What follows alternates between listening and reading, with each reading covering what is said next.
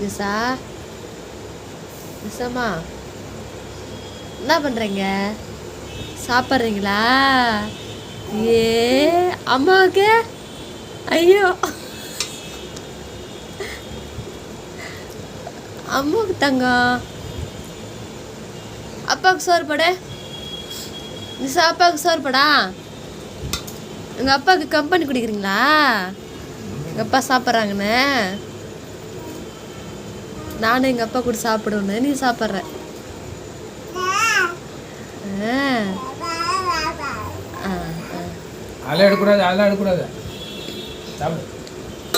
நீ சாப்பிடுமா நீ?